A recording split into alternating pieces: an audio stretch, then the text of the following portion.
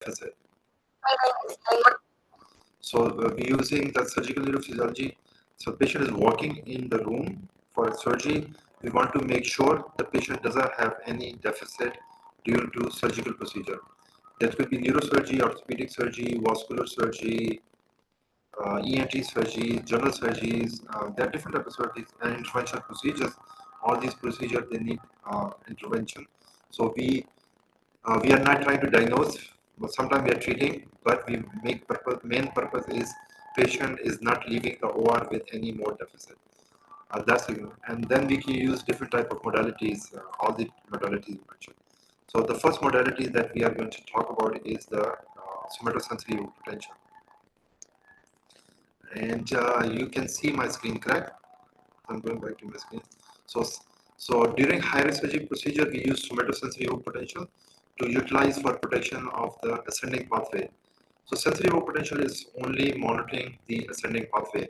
It doesn't help in identify the motor pathway or auditory or visual.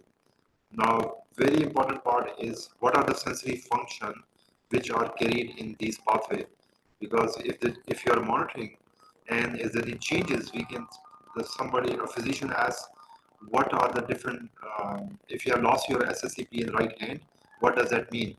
So which sensory functions will be affected? So number one is called stereognosis. So stereognosis is a function which means that when you hold an object in your hand, you can tell it is what is the shape of the object, round, square, circular. So stereo shape of the object called stereognosis. The second one is called proprioception. So proprioception is the ability of our body to tell where our body part is. So right now you are looking at the screen, but you know where your feet is, your hand is, correct? So sometimes you wake up in the middle of night, once in a while, you cannot find your hand, or your arm is sleeping, so our hand is sleeping, and we are trying to hold the other arm to find out and press that to wake up. That's because we are sleeping on one side and the nerve is compressing, the brachial plexus is compressing, and it causes severe compression, and all the signals are gone. So, and that is if that remains for a long time, patient will have permanent deficit. That's we don't want to do that. So that's why positioning of the arms is very critical in any case. Patient is lying in Superman position or tucked in or lateral position, and if there's a pressure on brachial plexus or ulnar notch, the nerve is pressed for a very long time, and if you don't, we can see the changes in the signal. The signal, if we don't reposition, patient will wake up loss of function. So that's why many people they have hip surgery or lumbar surgery, nothing to do with the hand, and they have permanent pain in their arm for the rest of their life due to ulnar neuropathy. So second, the third one is called tactile discrimination. Tactile discrimination is a sensory function which is carrying the touch sensation in causes in the system, and that is the so the tactile discrimination is also known as two-point discrimination. That means if somebody is touching the skin with two sharp objects, you can tell the difference between the two objects. If you bring them together and you are very close to each other, you cannot differentiate between the two. And the reason is that you are stimulating at the same dermatome. A dermatome is the patch or skin surface which is supplied by single nerve root. So if you're in the same dermatome, if you're touching at the same time, you cannot tell it's it. But if you're in two different dermatomes and you're touching the skin, even as stimulated at the same time, you can tell the difference because the nerve signals are traveling in two different directions. So that's two-point discrimination. And then tactile, and then vibration is a light touch, and the last one is weight discrimination. Weight discrimination is a sensory function which helps us discriminate the weight of the object. We pick up the object, we can say it's light, heavy, not very heavy. So different between the weight of the object, that are weight discrimination. So those are the five functions which are carried in somatosensory evok potential. Now SSEP are used to monitor the functional status of the ascending pathway in the peripheral nerve, spinal cord, brainstem, and brain. because signal is traveling from stimulation to the brain. So if there's any damage to any part in that order, we will see the changes in the signal.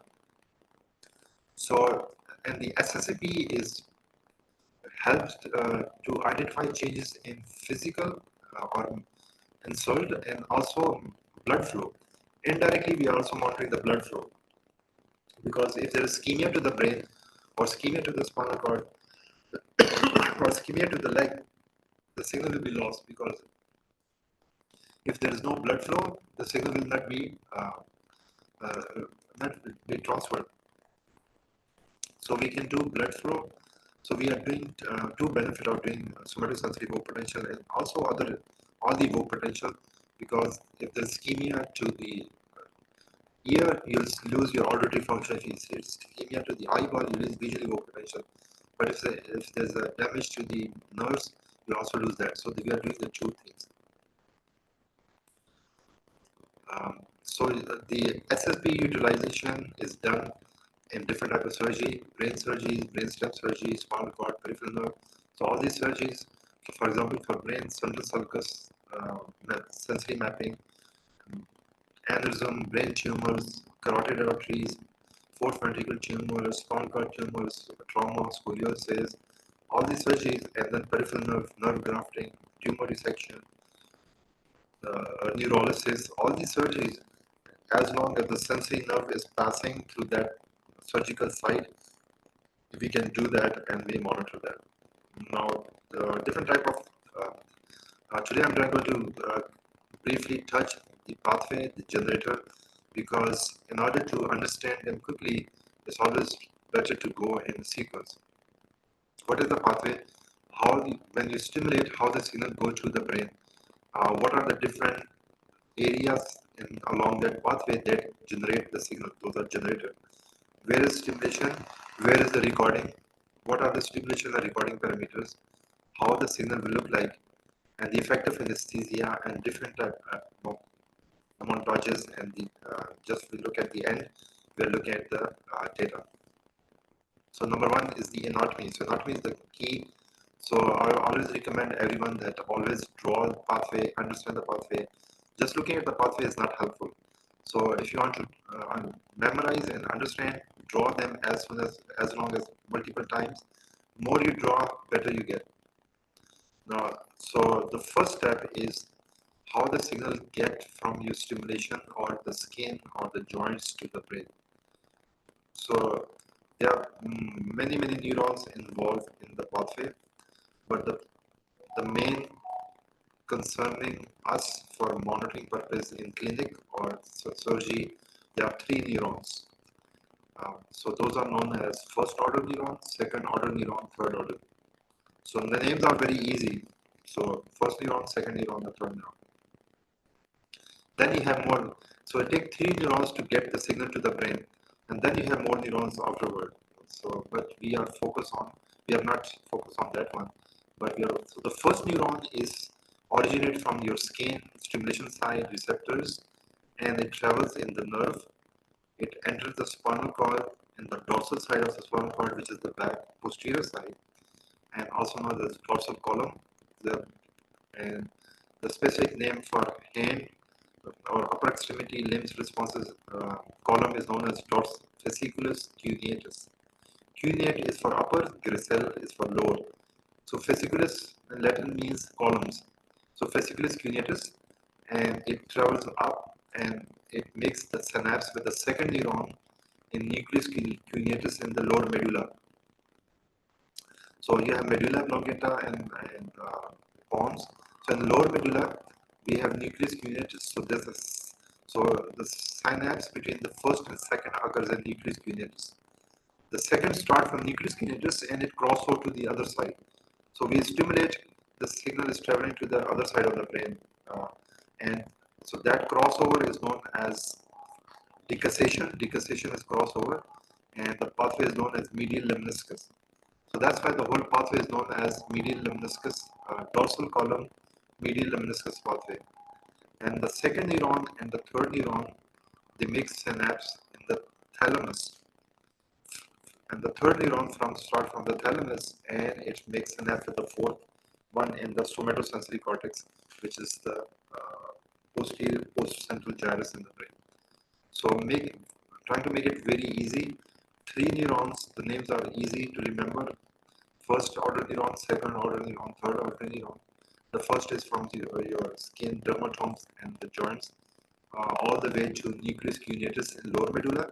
Second is cross decussation in medial lemniscus pathway. It goes to the other side to thalamus. And third start from thalamus, and it uh, terminate or makes synapse with the fourth one in the somatosensory cortex. So the blood supply to in upper extremity is the brachial artery. Blood supply in the spinal cord is the posterior spinal arteries, and the blood supply in the brain is called, for the hand area, is called middle cerebral artery. So middle cerebral MCA is a branch of carotid artery, internal carotid artery. Same pathway is for the lower SSEP. The first order neuron, you start from your skin or stimulation site. It enters the spinal cord in lumbar sacral area, and it travels in dorsal column known as fasciculus gracilis. The upper is fasciculus cuneatus, this is fasciculus gracilis. And it makes synapse with the second neuron in nucleus gracilis. And the second cross to the other side in medial lemniscus pathway and makes synapse with the third neurons in the somatosensory pathway. The blood supply in the limbs, leg, is called femoral artery, and other artery, popliteal artery, and in the spinal cord you have posterior spinal artery, and in the brainstem you have vertebral basilar complex or basilar artery, and for the lower limbs, the brain responses come from midline, and that is anterior cerebral artery or anterior communicating artery. So that's the major difference. Now the important point to remember is that when every time I ask what are the sensory functions, SSEP people talk about pain and temperature, because those are the two main. So pain and temperature are the two sensory functions which are not transmitted in the somatosensory pathway. So when we are doing the somatosensory pathway monitoring, so pain and temperature is not one of them. So somatosensory is so pain and temperature are traveling in another pathway, and that pathway is known as spinothalamic pathway. So I'm just going to talk about later. But remember, spinothalamic is lateral outside, and dorsal column is posterior or dorsally. So every time we start the surgery, the first thing we do measure the head. I hope everyone knows about. Have you ever heard about 10-20 system? How to measure the head? Okay. So we use the 10-20 system to measuring the head, and for EEG you have to measure the whole head. But for SSEP we do CP3, CP4, CPZ, FPZ. Those are the only four points. Once you measure the head, then checking the protocol in the computer where everything is plugged in, setting the patient's circulation and the recording site, and record the baseline before the incision, because if there's any problem you can fix it. So we want to have a baseline and then compare the baseline. You can do a pre-operative baseline, which is okay, but you have to do a baseline again because we want to see what is the effect of anesthesia, and then compare all the signals throughout the surgery, and keep documenting what is happening during the surgery. So somatosensory is a recording which is typically on the skin surface, and it is a volume conducted electrical signal which is traveling up in the somatosensory pathway. And if there's any connection, any junction, like first synapse between first and second and third, third and fourth, it will create a deflection in the potential around that, and that will help us recording. Now this is the schematic diagram of the somatosensory pathway. So the pathway we are talking about, so you can see this at the bottom. I don't know if you can see my mouse, but so at the bottom this is called foot, and from foot the first order neuron is entering in the spinal cord through the dorsal column, and then it travels up in the posterior border medially and makes synapse in nucleus gracilis in lower medulla. This is all first order neuron. And for hand, the same thing, entering and then going to nucleus cuneatus. So nucleus cuneatus is outside and nucleus gracilis is inside. And that's just like a think about when you're driving on highway. So when you enter the highway, you always enter from the outside, correct? You never enter on the highest because you cannot cross and go to the fastest lane. The people who are driving from already, they are on the most medial lane. So when anything enters, getting more lateral and lateral. So same thing, the foot is coming from more distal to the brain, and then when hand enters, it's more lateral. And so this all first neuron, this is the longest part. And then it crosses to the other side, which is the decussation, medial meniscus pathway, and makes synapse and thalamus here at the top. And from thalamus, the hand area, the third neurons go to the hand area, which is outside, and the foot area, they go to the midline between the two brain hemisphere.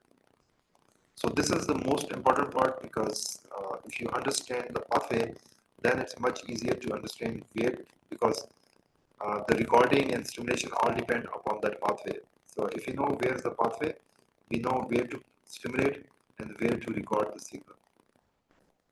So does anyone has any questions so far? No. So one of the homework I'll ask you to do that, to have this slide and draw that pathway. So all you have to do is draw 1, 2, 3. So you don't have to be very detailed, but at least you should be able to draw where is the first enters and go to the thalamus, and from thalamus to nucleus, from nucleus to the thalamus, and thalamus to the brain. And as we know, neurons have three parts, correct? Cell body, axon, and dendrite. So the collection of the cell body outside the nervous system is known as ganglia, and collection of cell body inside the nervous system is known as nucleus, except for basal ganglia. Basal ganglia is the biggest nucleus which is inside. But so the ganglia of the first neuron is when the nerve get close to the spinal cord, it's split into the sensory and dorsal area, sensory and motor. So the one going back in the dorsal is known as sensory. The one coming from is ventral root. This is pure motor, and the dorsal is pure sensory. And the cell body of this first neuron is in the dorsal root ganglia. So have you heard of dorsal root ganglia or DRG? So DRG are the skeleton of the cell bodies of the first order neuron outside the spinal cord. Nucleus cuneatus and nucleus gracilis are the cell bodies of the second order neuron, and thalamus has the cell bodies of the third order neuron. So that's the difference between these three. If you look at the cross section on the left side, so all the blues are sensory, all the reds are motor. So when we have real spinal cord, everything is red and bloody, so we don't see those. This is just for schematic diagram. So that's why monitoring intraoperatively get critical, because surgeon cannot see or it's very difficult to differentiate between all these ones. But on the dorsal, these blue, this is fasciculus gracilis in midline and fasciculus cuneatus, and spinal thalamic pathway is this purple one, anterior and lateral spinal thalamic for pain and temperature, and the red one is the corticospinal tract, motor tract, we may talk later, and anterior corticospinal tract. On the right side, again drawing, which I want you to draw and get practice on that. The first neuron going to the nucleus cuneatus, the second going to thalamus, crossover, and third one from thalamus to the somatosensory cortex. So first neuron, second neuron, and third neuron. Again, same diagram, different view. Now, brachial plexus is the plexus of the nerves which supply your upper extremity, and they have C5 nerve roots which supplies the upper limbs, C5, C6, C7, C8, and G1. And these nerves form median nerve, radial nerve, all these nerves in the upper extremity. So any damage to that will cause loss of function, motor and sensory function. The upper two roots, C5, 6, they form the upper trunk, the C7 from the lower middle trunk, C80 from the lower trunk. All three trunks, upper, middle, and lower, And these trunks divide into two divisions, anterior division and posterior division. So every trunk has two divisions. So all three posterior divisions, they combine and form a cord, which is posterior cord. The anterior division of the upper and middle form the lateral cord, and anterior division of the medial cord form the medial cord. And then these branches give the nerve root. The posterior cord gives axial and radial. The uh, the lateral cord gives musculocutaneous. The medial cord gives ulnar, and then one branch from the lateral and medial form the median nerve. So ulnar nerve is, if you go back, ulnar nerve is coming from the medial cord, which is the anterior division of the lower trunk, which is CAT1. Median nerve is coming from lateral and medial cord, which are the anterior divisions of upper, middle, and lower trunk, and which are all three upper trunks, and C5 and T1. So these are the plexus, the sensory and motor fibers from the lower extremity. These are a bit different than the brachial plexus. And these form the biggest nerves, sciatic nerve from L4 to S3, which have fibular nerve and tibial nerve. And then we have L1, L2 for genitofemoral, L2, 3, 4 for femoral, and then L2, L3 for pudendal nerve. So this is a simple diagram which we can draw again. First neuron to nucleus, then crossover to the second to thalamus, and third to thalamus. So this is simple drawing. More simple to draw, more easy to remember this one. So that was the summary of the anatomy and the pathway. So I can take any question like you have about the anatomy part, because now we are going to move to the second part, is what are the generator, what are the places where the signal is generated on that pathway.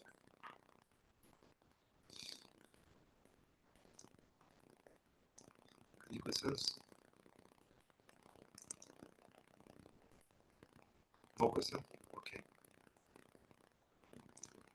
Okay, so now the signal are generated on this pathway, and there are two types of signals. These signals are known as either propagated signal or stationary signal. So any signal which is produced on the body is either propagated or stationary. So the difference between the stationary signal is name is stationary, so it's always in the fixed place, and it doesn't change.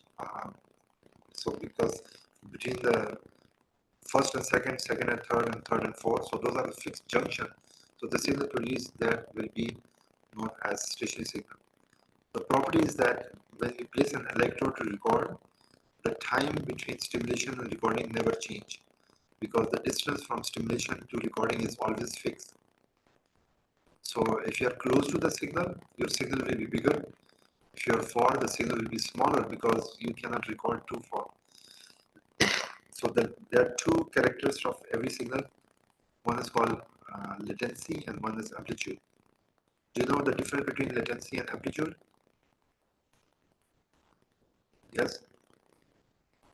Okay. So latency is the time between stimulation and recording, and amplitude is the size of signal. So for stationary signal, the latency never change because the time between stimulation and recording is always fixed. But the amplitude change, the signal size change because you are moving close or far. On the other hand, propagated signal is a signal which is traveling on the nerve, because depolarization wave is traveling to the brain. So if you're recording along the pathway, you're moving the needle, you will keep getting far away from the stimulation, but you will be again close to the signal. So the latency keep changing, getting longer and longer, but the amplitude always stays the same because you're listening very close to the axis. You're always close to the nerve on the spinal cord or wherever. So those are the two characters. And the other two character is the near field and far field response. So when we are describing any signal, we say, is this a near field response or far field or stationary or propagated signal? So what's the difference between near field and far field? So anatomy is very easy. So all the names are, I tell you, near field means you are near to the signal. So the signal itself is not near field or far field. It is the distance between the signal and the recording. Like the signal recording from thalamus is a far field because we are recording from the scalp, so it's a far field. But if you open the brain and put the electrode on thalamus, that's a near field signal. So the distance, so these all the signals we have, either they are near field or stationary, or far field or stationary, near field or propagated, or far field propagated. Okay, so those are the two characters of each signal, either it's near field, far field, or propagated and stationary. Propagated means it's not recorded from fixed point, and stationary means it's recorded from fixed point. And near field means your electrode recording is close to the signal generator, and far field means it is recorded from far away from that. Now there are multiple signals, dozens of signals, which can be recorded on SSEP pathway. But there are 5 peaks which are called obligate peaks. Obligate peaks means these are the peaks that you must record in each type of monitoring. Either you're doing clinical testing or surgical. So that will give you good data. In journal, if you forget everything, you forget every numbers and you cannot memorize, you should remember those 3 recordings is peripheral recording, brainstem recording, and brain recording. Hopefully that will be easy to remember, correct? Then you can go into more detail what are the recording. But the minimum is peripheral recording. Peripheral means outside the spinal cord. And then from the brainstem, which is cervical or brainstem. And third is cortical recording, called cortical recording. So for upper and lower, there are 5 peaks in upper and 5 in lowers. And those names are, number 1 is called Earth point recording. Do you know where is Earth point? Anatomy? Earth point. So now you can ask ChatGPT, but you can also do Google. So Earth point is the midpoint above your clavicle. So your collarbone. So you do from midpoint from your start from the sternum to the clavicle. The middle point is half, and then you go 2 centimeters up. That's called Earth point. The whole brachial plexus, all the nerves coming to your arm, they are going through that. So you put electrode above the bone, you can record Earth point. And if you stimulate at the wrist, the median, it takes 9 milliseconds to get to the Earth point. So that's also known as N9 response. The second one is known as N13. And these N and P's, they stand for negative and positive. N means negative. So the number of response, the letter is N or P, which is negative or positive. And the number tell you how many milliseconds, not second, millisecond. 13 means it takes 13 milliseconds from stimulation at wrist to get there. So N13, we talk about the pathway, remember? The nucleus kinetics, the first synapse and nucleus kinetics, do you remember? Just 5 minutes ago. So that creates N13 response. It's called cervical response. And then we have P14. P14 is the medial lemniscus, which is the second neuron going to the other side. And third one is N18, which is coming from thalamus. And last one is the N20, which is coming from somatosensory pathway.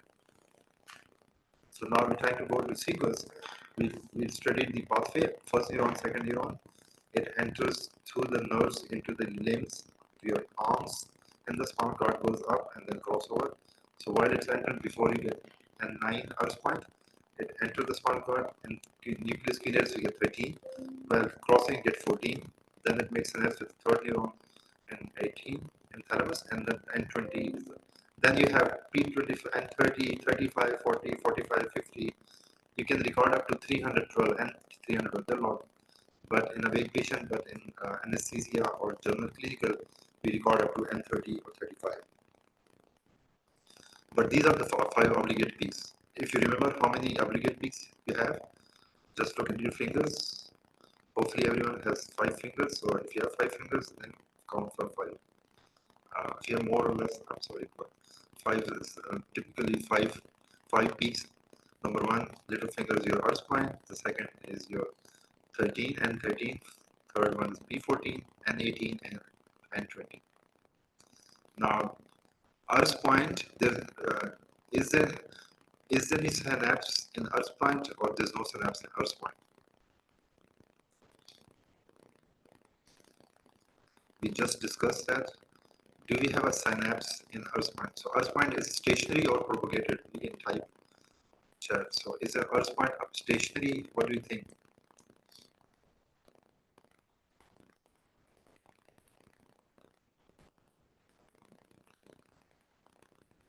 Where is the first synapse between first neuron and second?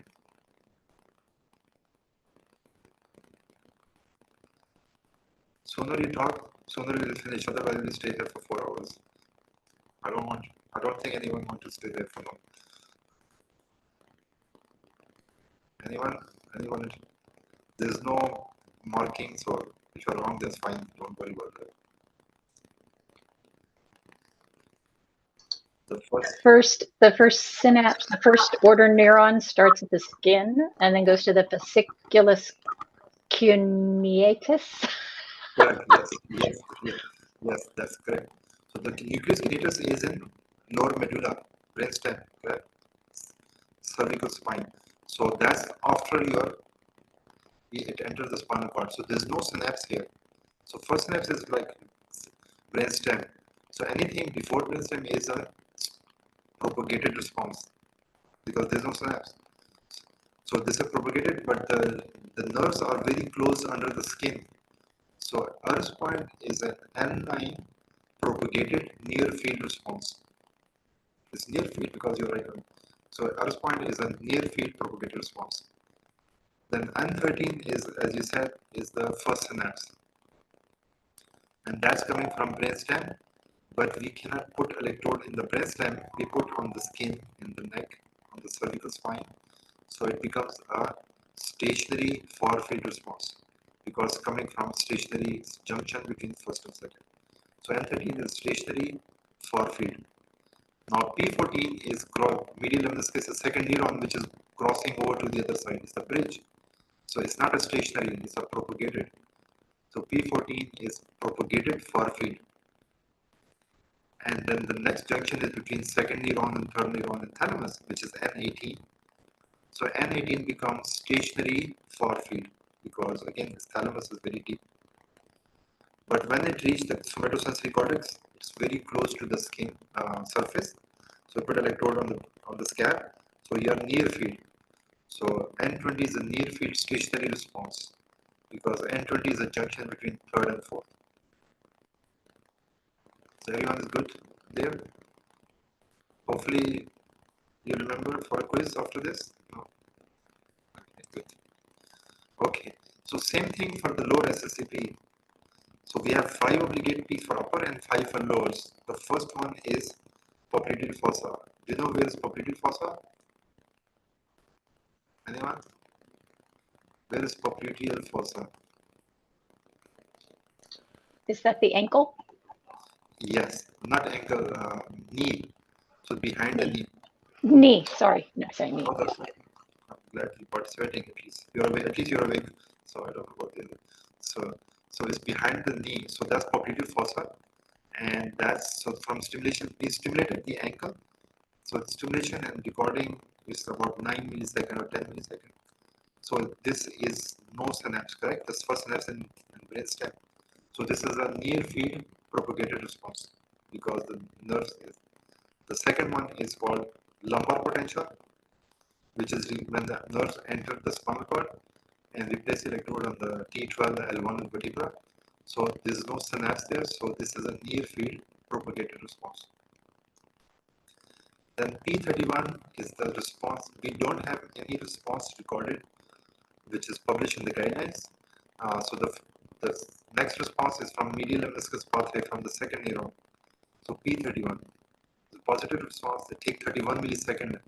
It's longer than the hand because hand is shorter distance. P14 and foot is farther, so P31.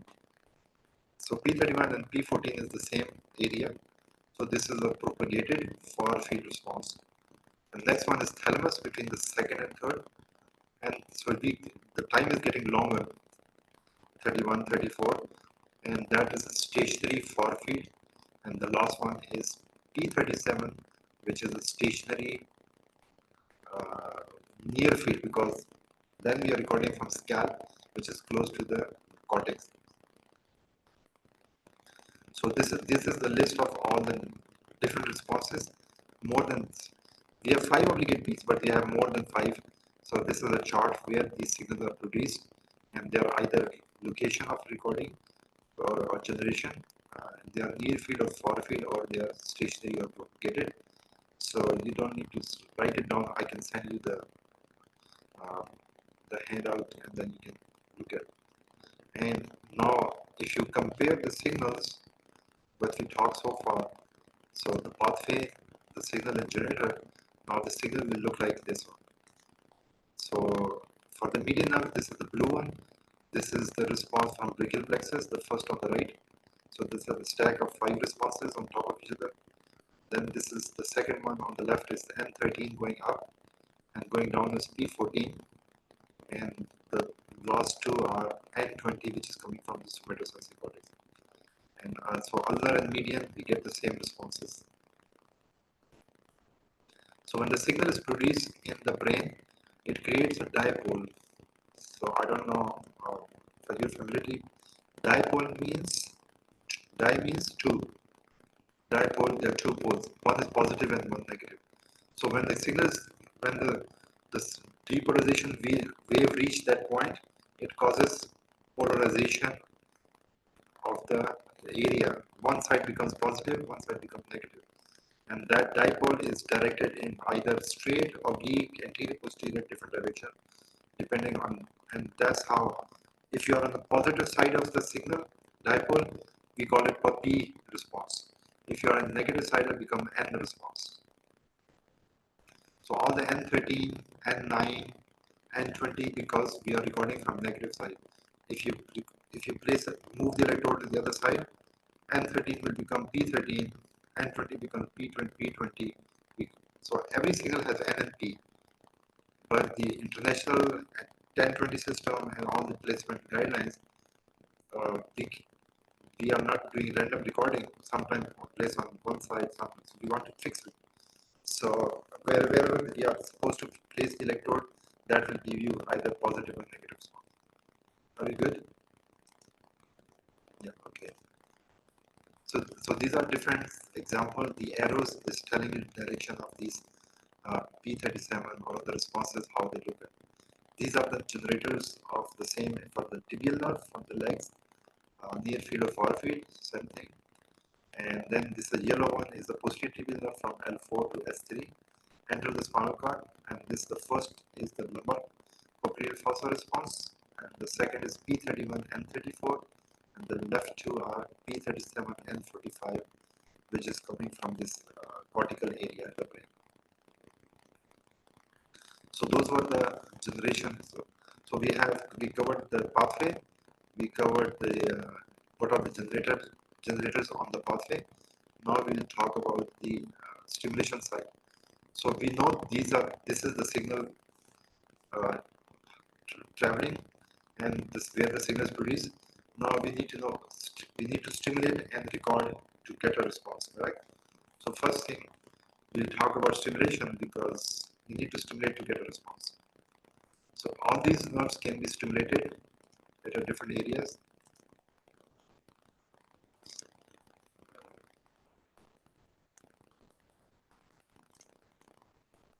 So there are different, so the nerves should be, when you place the electrode, the connection between the nerve, the electrode and the skin should be very good. And the resistance of the travel signal is called impedance. Impedance is the opposition to the alternating current, and opposition to direct current is known as resistance.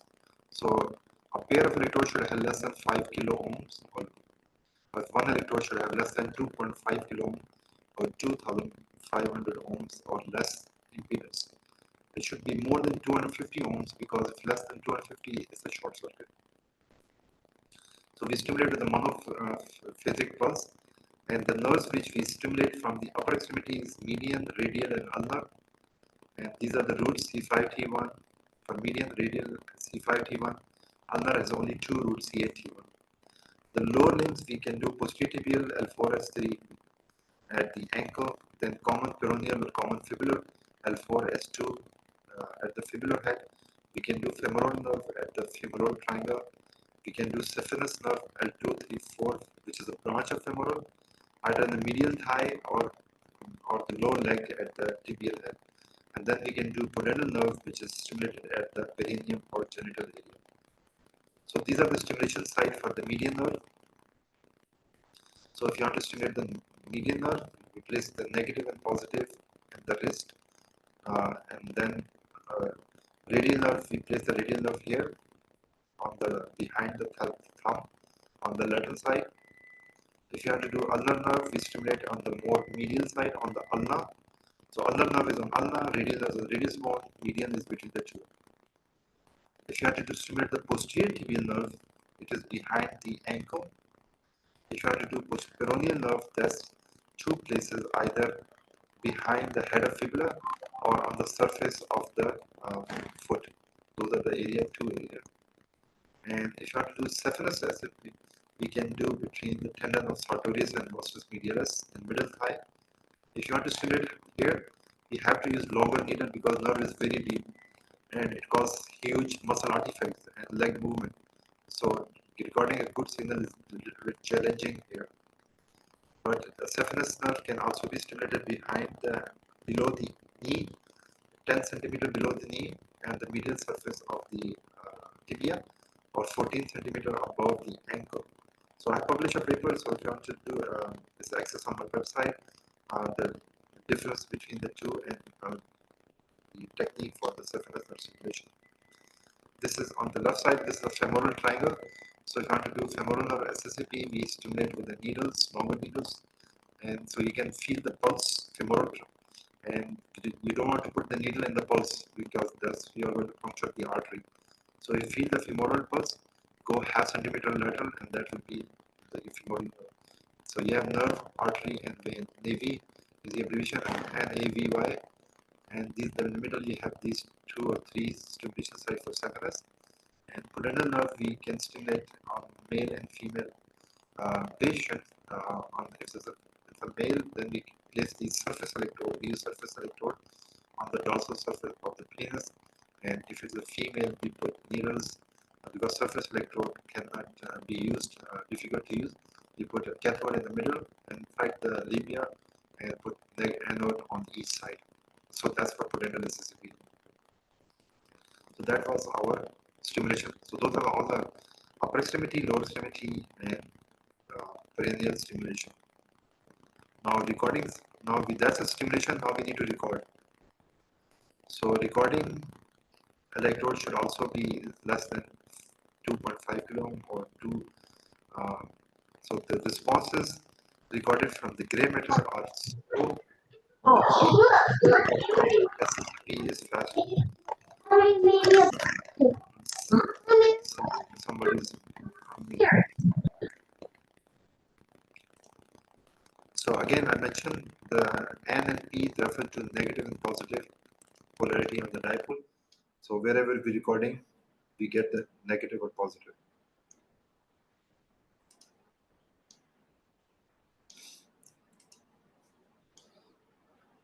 Okay. So the recording for upper assembly are at earth point, left and right.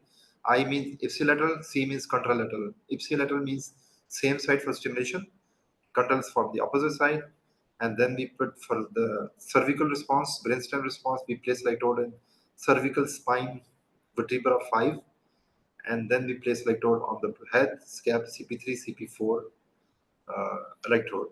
And for lower extremity, we have 2 electrodes for popliteal fossa, proximal and distal. We place electrode in T12 to iliac crest for lumbar potential, then same C5, and then FPZ, and CPZ, and then CPI to CPC. So same. So one extra electrode for upper SSEP. So these are stimulation sites for median nerve, and ulnar nerve can be stimulated at the wrist and elbow. And the recording is on the right and left arc point. This is the middle ear stimulation. This is inguinal ligament, electrode, and then popliteal fossa for recording. peroneal stimulation head of fibula, post-tibial stimulation at ankle, and on the right side, these are all the recording site on the scap, which are used according to International 1020 system. Now, the first recording is the Urs point. So this is the clavicle, which is your collarbone, and you can see the response is above in midline. So we have placed the electrode here. You can pick up response from, and this is popliteal fossa. These are the periphery response for upper and lower. So this is popliteal fossa behind your knee, and you can see on the right side the sciatic nerve is split into two branches: tibial nerve and common peroneal. And these are the spinal column. Different views: anteriors. You have cervical spine, thoracic, lumbar, and sacral and coccygeal. So for lower SSEP, then we have spinal responses, which are called lumbar potential. We place electrode on T11, T12 for clinical studies. In the OR, we just place one or two, but clinically we can place gold cup electrode on T11, T12, L1, L2, and refer them to iliac crest on the opposite side. So if you can feel the largest protrusion on your back of the neck of the patient, that's C7. Then you go 2 vertebra above, which is almost 4 fingers. So every 2 fingers, 1 vertebra. So go 4 vertebra, that views cervical spine. And that's for brainstem recording. Now for cortical responses, we need to understand the anatomy of the brain. The brain has motor and sensory areas, which are divided by the central sulcus. So this is the largest sulcus, which splits the motor anterior and the sensory gyrus posterior. So auditory and visual, they are sensory, they are posterior. So we need to place the electrode according to this system here in the red. So CP3, CPZ, and CP4, FPZ. So if you put on C3, C4, that will be motor gyrus. So we cannot and we are going to record the positive side. Instead of N20, we'll get P20. So we get a signal which is upside down. So we use the 1020 system. This is the measurement. So you already know the measurement from Indian to Nasian to Indian. 50% CZ, then A1 to A2 cross that through CZ, and then go 20% to the left and right, C3, C4. Those are the stimulation site for motor evoked potential. But if you go 20 centimeter, 2 centimeter or 20 back, posterior, that is CP3, CPZ, and CP4. So and then 20% anterior will be FZ, or from Nasian 30% back will be as FZ. So those are the only 4 electrodes. And this you should always recommend. Anyone who's working with me, I have them practice this again and again until they can do in 30 seconds. So you should be able to measure these 4 in 30 seconds, no matter what. So first time you can do in like 5 minutes, then speed up, because these are only 4 electrodes. You should be able to do it with the measuring tape.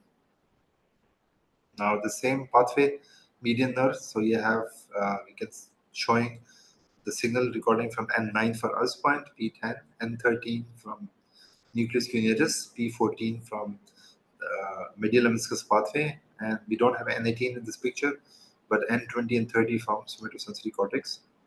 So when now we combine all 4 of them, so you have N upper left, right, and lower left and right. So that was the stimulation and recording. Now we need to know the parameters. So these are the different parameters. Anytime you're recording anything, sensory, motor, visual, you should know what is the frequency of the signal. So like EEG occurs between 0.5 to 30 hertz, correct? Delta, theta, alpha, beta. Same thing, SSEP occurs around 100, 200, 150 hertz. So your filters are between, so you should be able to record any signal between 100 and 200. So you have low cut 30 and high cut 300, 500, or 700. You should be able to get a good recording. But the signal in the brain are slower than the signal in the spinal cord and the periphery, because spinal cord is the white matter. White matter is faster. So our high cut is longer for this one. So these are the time. Sweep means the time. So the window is 50 millisecond. and hundreds for lowers. The stimulation for up hand is nerves is 15 to 35 milliampere. For the leg muscles, we stimulate start from 40 and we can go up to 100 maximum. Stimulation duration is 100 to 300 microsecond, and you can stimulate between 2 to 4 hertz. And you can do 200 300 average, because you can get a good signal. If you are doing a clinical awake patient, you may have to do 500 or 1 averages to get the response. Now what we are trying to do, we have these 5 obligate peaks: Earth point, N9, N13, P14, N18, and N20. So the time between Earth point and P14 is known as peripheral conduction time. Conduction time, which is outside the spinal cord. The time between P14 and N20 is known as central conduction time. Time conduction in the central nervous system. Same thing, 5 obligate field for uppers, lowers, popliteal fossa, lumbar potential, P31 and 34, P37. Time between popliteal fossa and lumbar potential is peripheral conduction time, and time between lumbar potential and P37 is central conduction time. Why it's important? Because if the central conduction time is delayed, that means something wrong with the spinal cord. If peripheral conduction time is longer, that means the problem is outside the spinal cord. Now, all the signals, what we are looking is latency and amplitude, as mentioned earlier. Latency is the time from 0 to the peak, and amplitude from peak to trough, top to what is the height of the signal. So this is a data for median nerve, left median, right median, left tibial and right tibial. So we have Earth point, cervical 13, 14, N20 in uppers, and for the lower tibial nerve we have N popliteal fossa and 9. We have N31, P34, and P37 and 35. So these are all the peaks we are recording. The criteria for abnormality is either absence or delay. So that's a very, if you want to just trying to understand the minimum, any signal you're recording, either it can be longer or it will be smaller or absent. So that's the criteria. If the signal is absent, or if present, is it on time or late? So if it is late, that means, and then we want to see the late is in peripheral or central conduction time. So that's why we have 3 recordings. Why we have 3 recordings? We have peripheral responses and we have brainstem and cortical. So if the response, Earth point peripheral response is delayed, it's not going to affect the time between periphery to brainstem and brainstem to cortex, because the problem is outside. So we can tell where is the problem. If the time between periphery and brainstem is delayed, we know that the problem is somewhere between those two. And if the problem is between the brainstem and the thalamus to cortex, we know the problem is in the cortical area. So when you have two, so just like a train station, so if somebody, you're trying to check the arrival of a train from New York to Dallas, and you have multiple stops and DC, New York, Atlanta. So if you know the train was delayed in Dallas, now you want to see where's the delay. Is it in DC, Atlanta, Virginia? That if you don't have a recording place, just stimulation, and you stimulate and record from the brain. When the signal is not reaching, you have no idea where is the problem. Or if the signal changes during the surgery, you have no problem. Is it surgeon? Is it the, because your stimulation can be bad, the needle can come out, patient can have edema, patient have compression, patient have decreased blood pressure, increased anesthesia. So you cannot figure out unless you have multiple recording sites. So that helps us. So this is the same criteria. Now anesthesia is the very important. So why we care about anesthesia? Because anesthesia affect our signal. And how anesthesia affect our signal? It blocks the synapses. All the synapse anesthesia doesn't affect in the nerve, but it go between the synapses and block the signal from 1 to 2 seconds. So, and more the synapses, more the effect. It will decrease the amplitude and it will increase the latency. The signal will get longer and it will get smaller. So if all the signals are getting smaller, that means it's a global effect. It's not due to one hand or one leg. So this is a dipole, just like sample dipole. The signal is produced in midline, but one side becomes negative, the other side becomes positive. So if you put the electrode on negative, you have N9, N13, N20. If you put it on this other side, it becomes P10, P9, P13, P20. So same signal, same time. Because time is not going to change. It's the polarity. You are either picking a positive or negative recording. So these are the five recording montages and different type of signal we can record. For Earth point, ipsilateral to right, cervical to reference, CPI to contralateral Earth point for thalamic, and contralateral cortical to ipsilateral cortical. So those for upper SSEP and popliteal fossa, locked T12, and cervical and cortical for recording the cortical responses, peripheral responses, spinal responses, brainstem, and brain responses. And these are the channels according to the American Clinical Neurophysiology Guidelines and ASNM, American Society of Neurophysiological Guidelines. So at the end, I'm just going to give you some sample.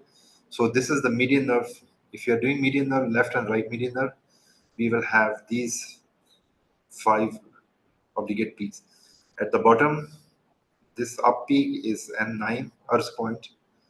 Then the second from bottom going up is N8. This is N30. This is the N13 and P14. And then the third one, C3 to right Earth point, going up is your N18. And the last two are blue one is N20 and green is P30. And if you place in the right hand correct spots in the head area, you get an extra peak, the red arrow, that's called P25. So this is a median response. Again, green is the baseline, and then purple is the running averages. This is the radial nerve SSP, N13P14, N2030. This is the ulnar nerve SSP, Earth point, N13, cervical response, and cortical response from left and the right side. So this is the posterior tibial nerve. If you start from the right side, this is popliteal fossa and 9P10 up and down. Then P31 and 34, and then the last two are P37 and 45 from cell. So the right popliteal fossa is periphery, subcortical, and cortical and transcortical from the brain. This is the peroneal nerve SSP, same, subcortical, transcortical, and cortical. And this is the femoral SSP. These are just the cortical. So the cortical is this down and up, and subcortical. And this is saphenous SSP, stimulation the saphenous nerve. Depending where you stimulate, the time changes. And this is a pudendal SSP stimulation from genital area, and then the recording from cortex.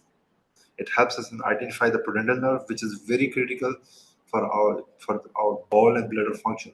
So the sensory, so we can do motor and sensory monitoring of pudendal nerve by. So SSEP is the sensory, bulbocavernous reflex monitors sensory and motor, and motor evoked potential gives us only motor part of the pudendal nerve. Now these are different applications. One of them is called sensory mapping. Sensory mapping is mapping of the sensory part of the brain or finding the central sulcus. So in this picture on the top right, this is 8 contact grid. It has 4 on one side. It's placed on the brain, and then we stimulate the opposite hand, median nerve, and posterior tibial, and try to find the central sulcus. Because the electrode which is on the negative side will give a negative peak. The electrode which is on the positive side will give you a positive peak. And on the left side, this is diffuse tensor imaging, which highlights the color. We give you MRI in different colors, different neurons, they're color coded. It make it much easier. So this is one of my paper we published in 2011 about triphasic model, and this is if you look closely on this picture from this paper, you can see this is only N20 response. So we have placed this contact electrode, this on the brain. On the left side, you can see the brain is open, the dura is open, surgeon is placing the electrode. These are the 4 contacts, and you can see number 1 and 2. The signal is reverse. The first on the top is up and down and up, and second is up and down, third is up and down, fourth is up and down. So 1 and 2 are large, and then 3, 4 are getting smaller. So this is a stationary response. All the responses from the same place, but the amplitude getting smaller as these contacts getting further. But this is called phase reversal. The phase of the signal is reversed. One electrode 1 is on the positive side, so it's going down. Electrode on the second, third, fourth on negative side going up and down. So we can tell, okay, this central circus is between 1 and 2, because phase reversal occurs between the motor and sensory gyrus, which is across the central circus. We cannot confirm one is motor. One is not a motor response, it's a sensory response recorded over the motor coils. If you remove the motor gyrus, you'll still get it because it's not a motor response. It's a sensory response recorded over the motor gyrus. If you want to record that motor response, we have to stimulate the brain under the contact number 1 and then get a response, and that will be motor response. So this is another mapping of the brain where we place the different contacts on the brain and look at the signal is going up or down.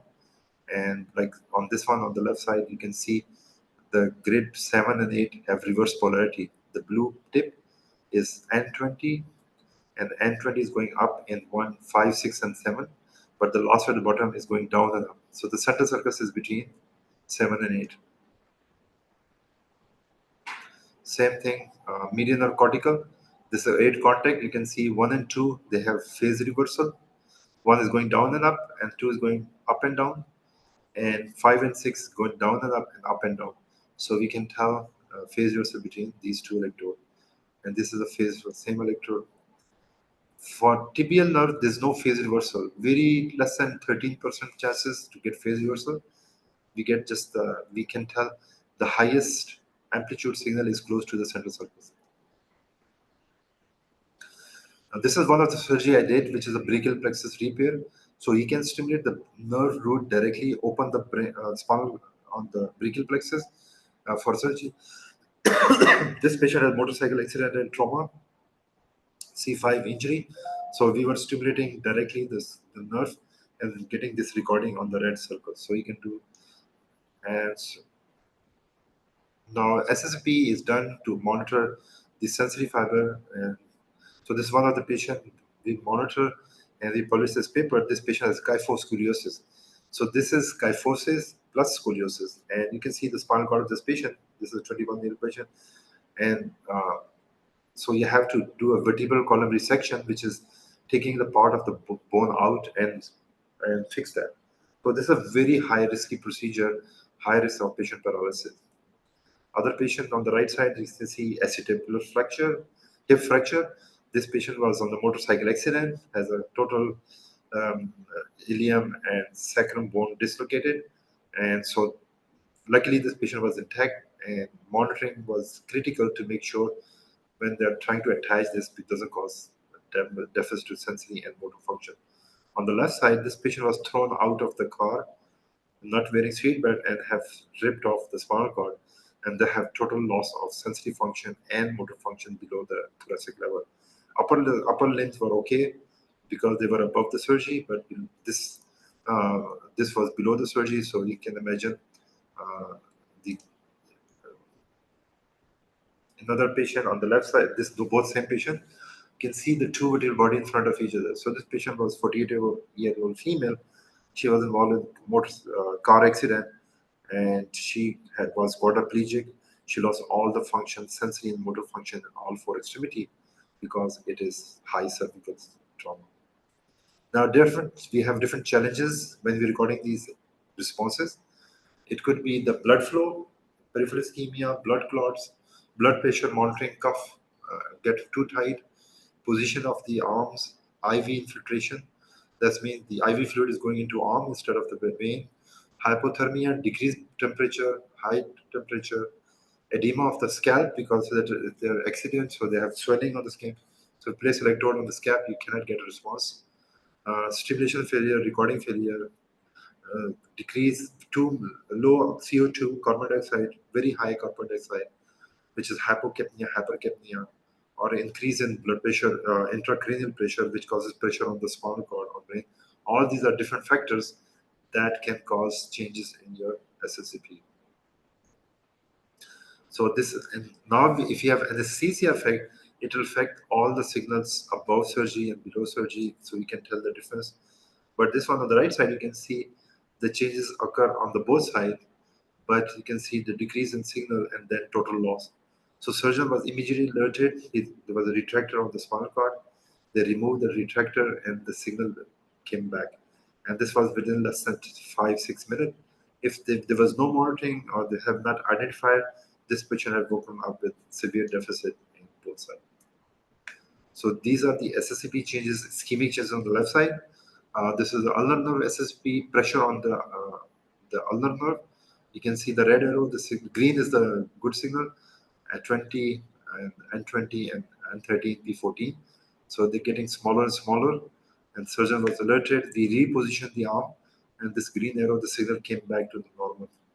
In the middle, again the positioning, and the right side is a saphenous nerve, which was we can see going from top to bottom, getting smaller, and the surgeon was alerted.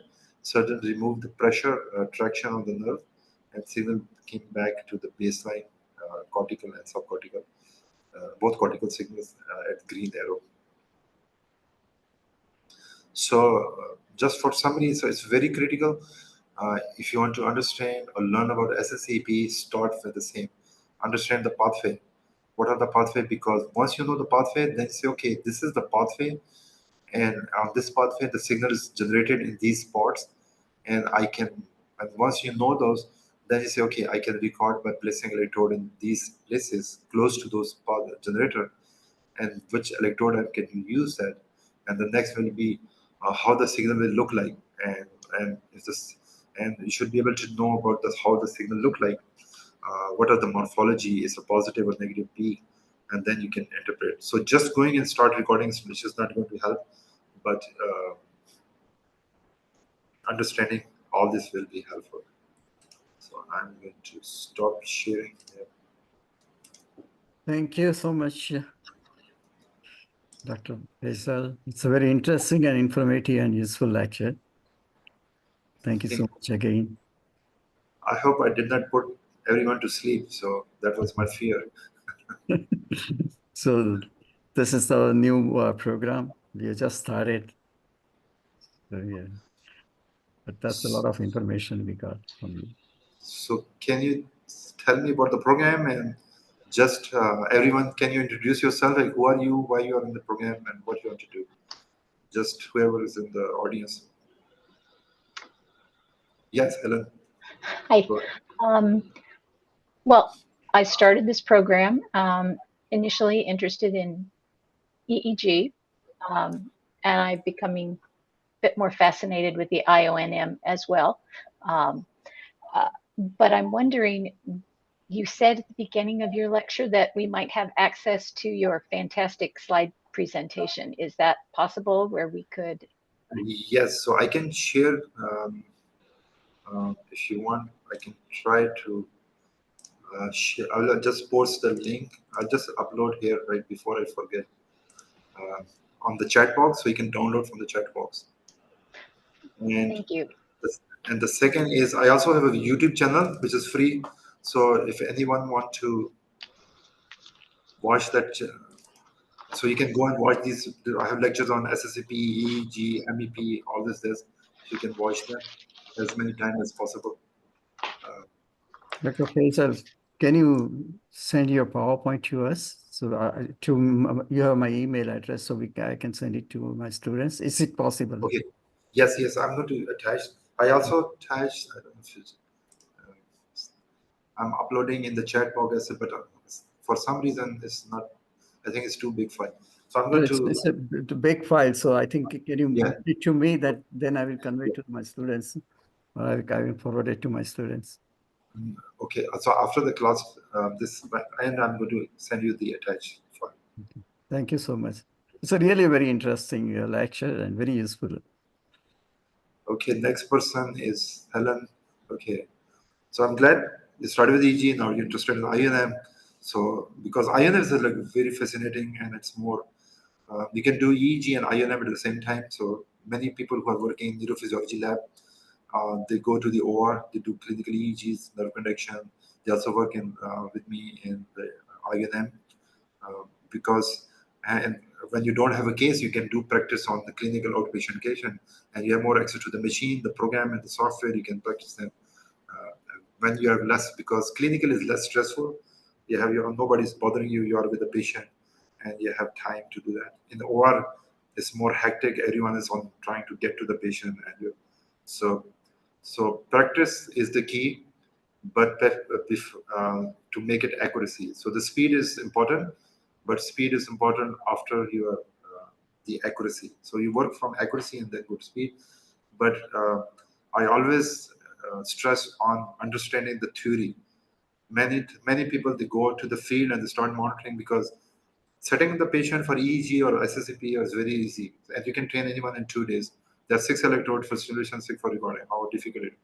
But interpreting the data is critical. Why you're placing, the patient has amputation, patient has fracture, patient has implant, patient has diabetes, multiple sclerosis, any other disease, how you're going to adjust your stimulation, recording, and parameters. So if you know the theory, then you can apply. If you don't know theory, you will be lost, and and even you're trying different things, you have no idea why you're changing the stimulation, the intensity, the pulse rate, but theory is very important. That's right.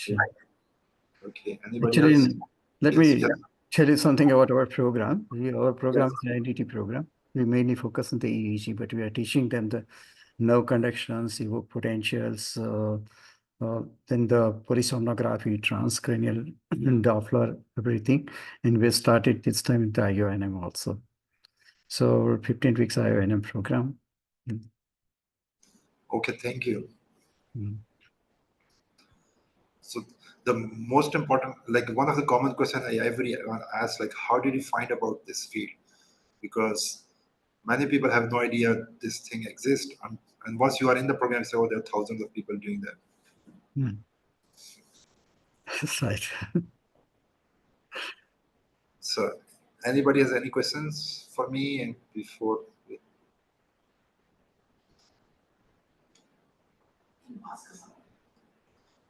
okay, thank you, everyone. So we have other topics, but because already we have such a long, so I think everyone is burned out. So maybe next time we can Yes, digest. we wish that we'll keep your lecture next time when you're at your convenience. Okay. Okay, we'll talk again. Yes. Thank you, everyone. Have a Thank you. good day, and good luck with the program. Thank you. Bye. Bye. Have a good day.